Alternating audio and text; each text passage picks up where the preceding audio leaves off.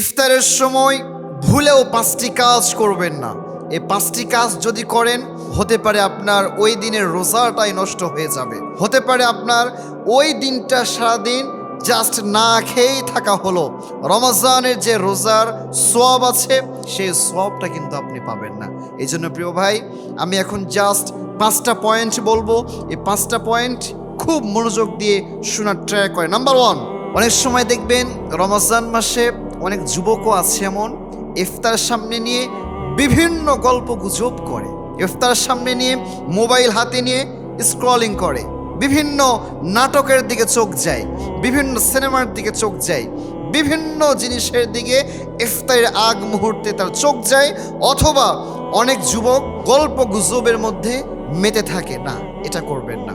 ইফতারের আগ মুহূর্তটা হচ্ছে এমন একটা সময়, যে সময় আল্লাহ তাআলার কাছে আপনি যা চাইবেন, আপনার যা যা লাগবে, আপনার সব কিছুই দান করবেন একজন, তিনি কে?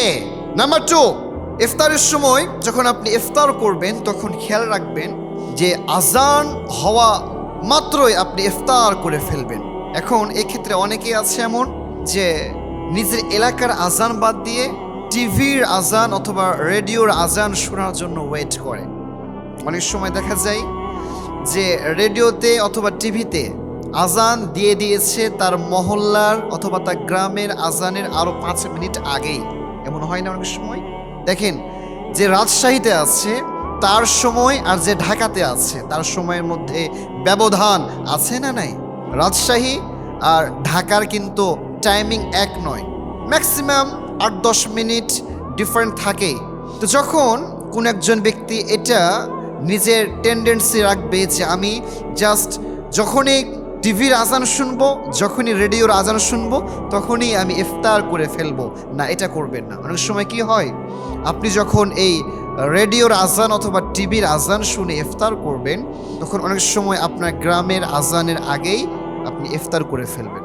আর রোজাটা আল্লাহ তাআলা এমন একটা জিনিস করে পাঠিয়েছে, আপনি যদি জাস্ট 1 মিনিট আগেও ইফতার করে ফেলেন, আপনার রোজা কিন্তু শেষ হয়ে যায়। সেদিন এত কষ্ট করে আপনি রোজা রাখলেন, বাট রোজাটাই হলো না আপনার। এই জন্য প্রিয় ভাই, যখন ইফতার করবেন, রেডিওর আজান শোনা যাবে না, রেডিওর দিকে তাকানো যাবে না, টেলিভিশনের দিকে তাকানো যাবে না যে কখন আজান দেয়।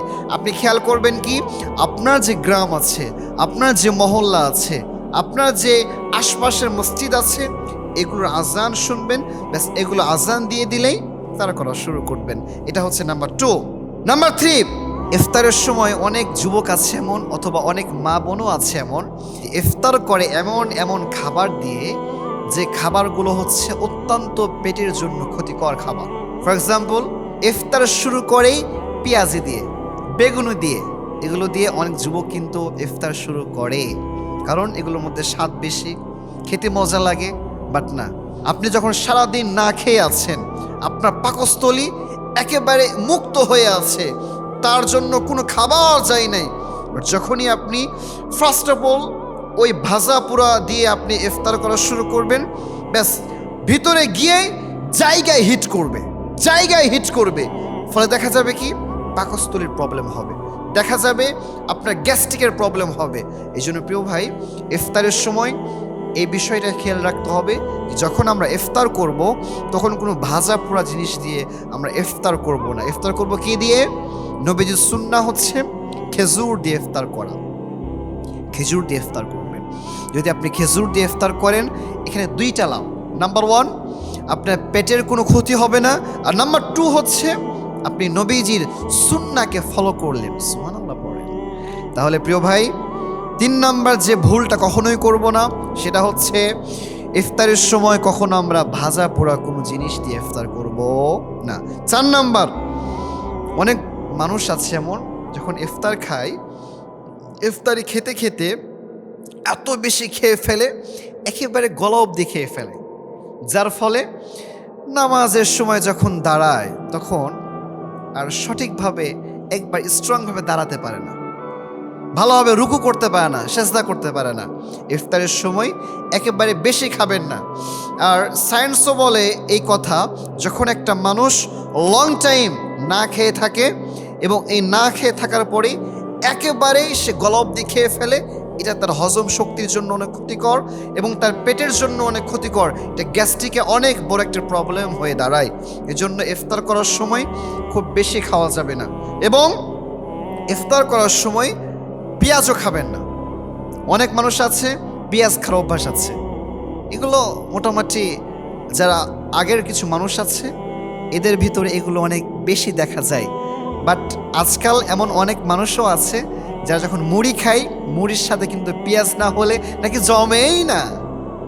এই জন্য পেঁয়াজ খাবেন না। পেঁয়াজ যখন খাবেন এতে করে আপনার মুখে একটা দুর্গন্ধ তৈরি হয়। আপনি যখন এই পেঁয়াজ খেয়ে নামাজের কাতারে দাঁড়াবেন আপনার পাশে কিন্তু আরো অনেক ব্যক্তি দাঁড়াবে, আপনার ডানে দাঁড়াবে, আপনার বামে দাঁড়াবে। আপনি যখন পেঁয়াজ খেয়ে নামাজের মুসল্লা দাঁড়াবেন তখন আপনার এই মুখের যে একটা দুর্গন্ধ আছে এই দুর্গন্ধের ফলে আপনার ওই আশপাশের মানুষগুলো কষ্ট পাবে। এই জন্য প্রিয় ভাই, ইফতারিতে বেশি করে খাওয়া যাবে না, আবার পেঁয়াজও খাওয়া যাবে না। কয় নাম্বার বললাম? 4 নাম্বার। 5 নাম্বার হচ্ছে সর্বশেষ, খুব ভালোভাবে শোনার ট্রাই করেন।